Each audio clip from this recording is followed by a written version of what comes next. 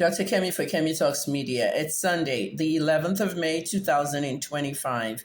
Let's talk about VDM. As you know, VDM has had a very long week, and with the EFCC thing going on and the GT Bank and so on and so forth. A regular person will be resting this Sunday, okay, doing their resting and, whatever. VDM has been working on many projects. Okay, this is why I was saying that the EFCC needs to release his phone to him. There's a lot of projects he's working on, as we've all seen, and one of them is this trafficking situation in Ivory Coast.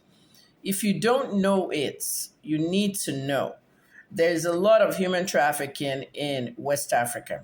Many of our girls are in Libya, many of our girls are in Ghana, many of our girls are in Ivory Coast and other countries. Everybody wants to jackpot. So when they see this opportunity of going to another country to work, to be nannies, to be cleaners, they go for it, only to get there and they are sex slaves. I have seen it with my own eyes in Ghana. In Accra, Ghana. I go to Accra, Ghana at least twice a year in the last 3 years.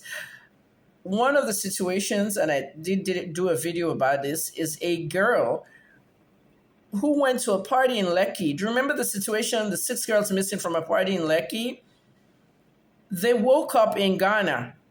Remember, I was on that case as an investigative journalist around December, and it was everywhere on the internet.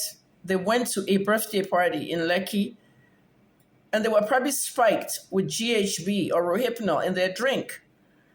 Okay, watch what your children are drinking at birthday parties. Punch, orange juice, whatever. They spiked their drinks, and this girl fell asleep, and they woke up in Ghana as sex slaves. So one of these girls, we got to meet her. Her legs was really funny looking as she was walking. We asked her what was wrong with her. And she said she had to have sex with 10 men the night before. And that's what her madam says. The other girl said, we just woke up in Ghana. We didn't know where we are, and we're just told to go to work here. What could they do? How do you run away from stuff like this? And these girls had no passports, nothing. The Ghana police knows this. The Nigerian police knows this. NAPTIP knows this, that some of these girls are coming out of Nigeria in really bad, fraudulent ways for the traffickers. No passports, no paper, and they're going to drive them into Togo, from Togo to Ghana, and they're stuck there.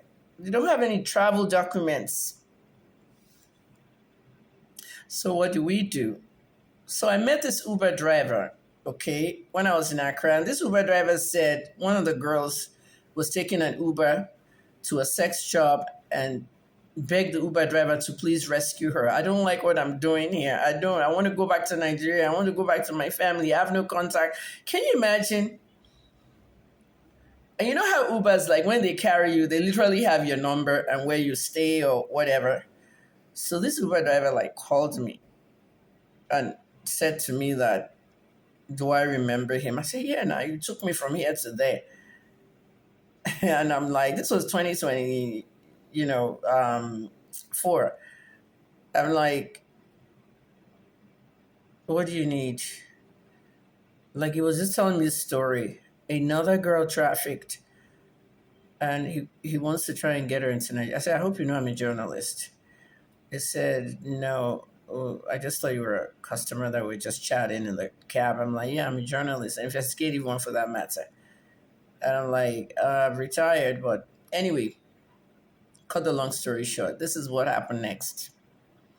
She had the girl's number, she had everything, and he wanted me to assist the girl to get to Nigeria. So I did a whole story about this. I haven't released the full details yet. And the organization we did for her, we put her in a car. Uber driver paid for the car. The car would take her to Togo, to a certain spot in Togo, where she'll catch another car to Nigeria. And we made contact with her family, everything, via phone and all. And she went back safely to Nigeria. The other girls in Lekki are still missing. We don't know where they are. Nigerian police said there's nothing they can do. Remember that time? Because nobody came to report anything to them. Many parents are scared. They're embarrassed to tell the police that their children went to a birthday party and they vanished. because they feel they'll be viewed as bad parents. And that's not the case. You must talk. This is how 70 girls got into Ivory Coast. And now, VDM, who promised to do something about it, went out of his way, linked up with the agency, NAPTIP. I'm not saying NAPTIP is doing something wrong. Okay, they can't get every trafficking victim saved because some of these girls don't want to come back to Nigeria to start with. Even though, yeah, we were taken here to do nanny, we're not having sex every night. They'll go with it. Go to Ghana, you'll see them every night on the streets.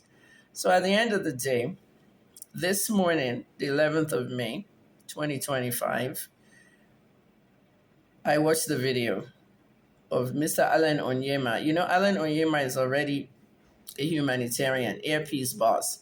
They took a plane and brought the girls home. And VDM said on his page that he noticed that two of them were pregnant. And only God knows who the fathers are. Only God knows. You know, only God knows, because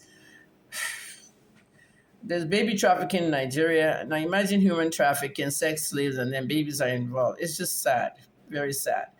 I want to commend VDM for this because this morning he flew on an emergency flight, I believe yesterday, all the way to Ivory Coast, and they went to pick those girls up. And, you know, I'm not totally sure whether he went to Ivory Coast, but I think he went to the airport to meet the girls and meet with Onyema. Either way, look at the good work he did. The government can work with VDM. It's not supposed to be someone that you should be antagonizing. I mean, that's that, period.